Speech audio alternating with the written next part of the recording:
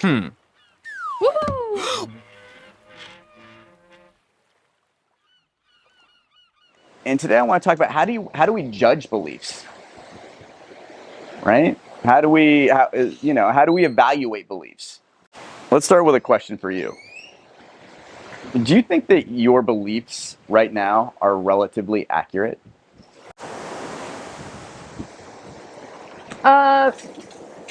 Yeah, like I think so. Well, talk to me about that a little bit. Well, I feel like there's obviously a bunch of things that I don't know. So it would be like unfair to judge me on like those.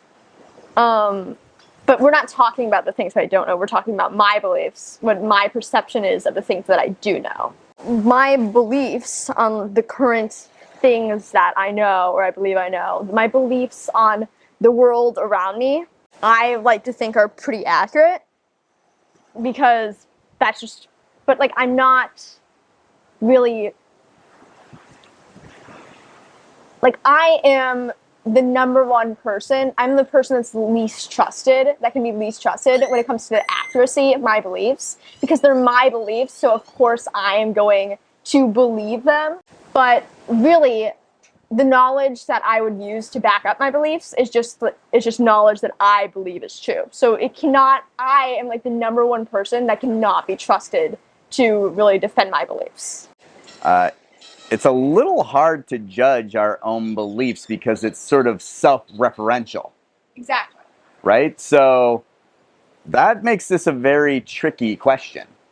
Yeah. Right? How do you judge beliefs? Right? Because you're judging beliefs, other beliefs, or other information through the lens of your existing beliefs. Yes. Exactly. Right? Which are going to tend, would you agree, to reaffirm what you already believe? Exactly. But so if other people have other beliefs and you believe that yours are relatively accurate, does that mean that your beliefs are more accurate than theirs? Like I want to say things, I want to say like, oh, you can be like backed up with like facts and logic, like, oh, the sky is blue because I can like literally look at it and say that this is blue, right? But really, all the facts and logic are just like things that you believe are true. So besides kind of like the majority argument, like having like, oh, like everyone believes this, so it has to be true. And honestly, if every single person believes one thing, then it probably doesn't even really matter if it's not true. So let's take the an easy one, right? Like a classic internet punching bag, the round Earth versus the flat Earth, right? Yeah. But so I'm assuming that you're on the round Earth Yes, side of the equation. I would say that I'm on the round Earth side of the equation. All right, great. So would you say though that whether you exist or not, whether you believe the Earth is round or flat or whatever else, that's not going to change whether the Earth is round or flat? Yeah. Right? So you do believe that there's something independent of your beliefs that you're evaluating. Like yes. And therefore like some beliefs are more accurate than others. Yeah. You do believe that, right? Yeah, sure. But the problem is not with like deciding whether a belief is accurate, it's deciding whether you can actually judge whether a belief is accurate. What would give you the audacity to believe that yours might be more accurate than someone else's? Some fundamental beliefs that I have are kind of impossible to explain or really hard to explain, or like I can't explain them because it's like, number one, they're so fundamental to me that I have nothing to base them off of. This is an important question, right? Because I mean, we've started out the premise of this series, right? That if we can't come to some consensus as human beings about our beliefs, we can't even rationally discuss the solutions to the problems that confront us. I'm trying to understand if we can't come up with some characteristics of beliefs, of more accurate versus less accurate beliefs, right? And you've alluded to a few things. So like, let's unpack a few of these things. You've talked about consensus, right? Like if everybody believes something pretty much, then, then it's probably more likely to be true. Of course, we know that's not that hasn't been the case historically. Most people probably believe the Earth was flat because you look at it, it looks pretty flat. So consensus isn't necessarily a sure way of knowing that your beliefs are true. Yeah, no, it's definitely It's fallible, right? But you still think it's important. You still think it is a factor, right? I do think so. Yeah. If everyone in the world thinks that you're crazy, then if you're not already crazy, you probably will be driven insane. Rightly or wrongly, right? Okay, so we've talked about consensus. What about internal consistency? Do you believe it's important that your beliefs are they're consistent with each other? Right? Like, I mean, if your beliefs aren't consistent, if two beliefs that you have aren't consistent with each other, then neither of them can be trusted. So do you think that most people's beliefs are consistent? No, not at all. Talk to me about that. Logically, like, to keep beliefs and like actually continue believing one of them like with like 100% faith, you have to choose which one is true because they're contradictory. But people like that's a hard thing to do, and people don't like doing that, and I am like included in the people. I also don't like doing that. So you can kind of just like leave them in the background of your mind and not really think about how they're contradictory. Yeah, I think that we can isolate beliefs from each other so that they can contradict each other. Like, we're good at that as humans, right? Exactly, we're very good at it. Sometimes you don't even, and sometimes when you don't think about them in the context of each other at all, you might not even realize that they are contradictory. For sure, I would believe that. But you would say that it lends to that beliefs that are internally consistent with each other would tend to be more accurate than beliefs that are radically contradictory with each other. All beliefs that are contradictory to each other will be inaccurate, but not all beliefs that are the same will be accurate, you know? Do you think it matters the amount of work you've put into assessing your beliefs? Well, yeah, like if you've done research into things, then you can more accurately like they can be more accurate, and also you can like defend your beliefs to other people. Do you think you've put in the work? No. I'm not gonna lie to you. So you're not someone who necessarily like researches shit up and make sure that everything is. No. If you researched every belief you had, you spend all your time researching, none of your time living. We don't hold our beliefs because we find them more accurate, right? We hold them for many, many, many reasons, right? Like fitting in our culture and our history. So many reasons, right? Do you think that being a good judge of character is important for having accurate beliefs?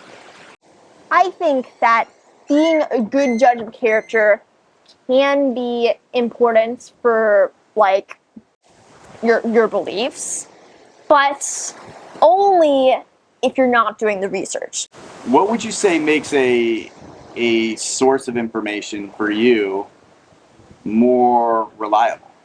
Recent is an important issue because everything is like changing all the time. Ideas aren't just changing, they are evolving to a more accurate state through time. Yes. Human beings. Yeah. I think that we're doing that as humans. Yes. Because you like learn and evolve and grow in your knowledge, like as time passes by, you can judge that like you will know more things and that your beliefs will be more accurate. Do you believe that we as human beings believe things that we want to believe? Yes. Talk to me about that. Let's say you are a Christian and you believe that when you die, you go into this happy, magical little place where all your dreams are fulfilled and all your wishes come true, and you are happy for all of eternity.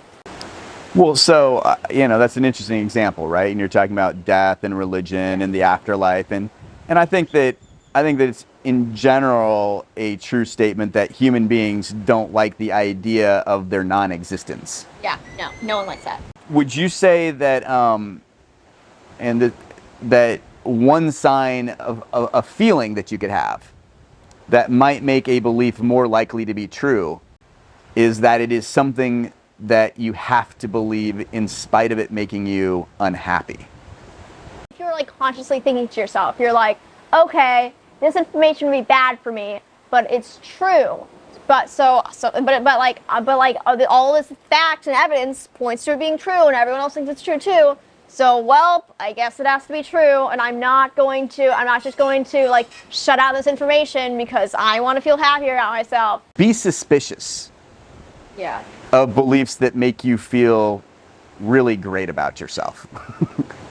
Right? That seem to have that sort of like, wow, this really affirms me. Let's just say you like see something and you're like, wow, that is exactly what I want to hear. You'll be like, wow, wait, stop a second. Maybe I am subconsciously trying to believe this belief because it is exactly what I want to hear. Like if that is exactly what you want to hear, then you need to do some research into that, because if you do not do some research into that, then you'll just be like, well, I definitely believe that, and then go on your way. Well, if you see something that's like definitely something you don't want to hear and you don't do any research into that, you'll be like, well, I definitely don't believe that, and then you'll go on their way.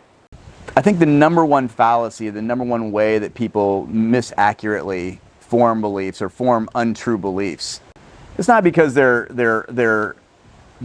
logical apparatus is broken. It's because they don't fully appreciate how contingent, that is, how built up historically their own personhood is, and aren't willing to step back and reevaluate that themselves and give themselves up a little bit in the pursuit of knowledge. If your beliefs change through time, right? Like, I mean, talk to me about that, right? A little bit. Like, would that be a sign of, that you're willing to like allow beliefs to evolve or change? Would that be a sign that your beliefs might be more accurate, or would that be a positive sign for, the development of your belief structure? It's like you've had this belief like your entire life, and it has never evolved, it has never changed, and it's stayed stagnant. It's like this is like okay, my entire life I believe this one thing, it has never changed, and nothing that I've ever learned about the world or myself or anything has ever made me want to explore this belief or like look into this belief more. You should be like, maybe I should actually like look into this belief. We all start, I think, as we talked about, having this naive sense of self-centeredness, right? Where we are the center of the universe. Yes. And if your beliefs tend to evolve in a direction where you become less important and you're no longer the obvious authority on everything, that might be a positive sign. How intelligent do you think you are? Let me just tell you a defining moment for me, right? I always wanted a mentor. Like, I always wanted that person who was like the super guru, right? Like my Obi-Wan Kenobi to Luke Skywalker, or my Dumbledore to Harry Potter, right? Like the guy, like that mentor. But I never felt like I had that one. You know what I mean? I never felt like I had that relationship where someone took me under their wing and, really helped. Yeah, exactly. Really became that person for me. And I remember, I don't know if I was writing or I was, online in some primitive chat room or whatever else, and I was lamenting to myself that I had never been able to have that mentor. And all of a sudden, this thought came across me that terrified me. And it was, Ryan, you are now the mentor. And I trust that feeling a little bit. At that moment, I trusted it because it terrified me. One of the scariest things ever is realizing that like you're completely responsible for yourself, and like to like realize to realize that like, hey, like maybe you are going to be the one that's like be there for someone else. It's like there's like so much more because like you're already like struggling with the idea that like you have to take care of yourself. Now you have to take care of a whole other person. I felt a moral responsibility at that moment. So that was an important moment. So evaluating your beliefs is hard. Yeah. It's going to be really hard to actually kind of go into your head. But what can be even harder is thinking outside of yourself. Right, which is essential for evaluating your beliefs. So next week, let's talk about how you can actually do that, how you can step outside of yourself to look and see if, from a more objective perspective, whether your beliefs are true or not. Sound good? Yeah. What do we say at the end? We'll see you next Friday. We post videos every Friday. And don't forget to like and subscribe. That's what I was talking about. Like and subscribe. See you next week.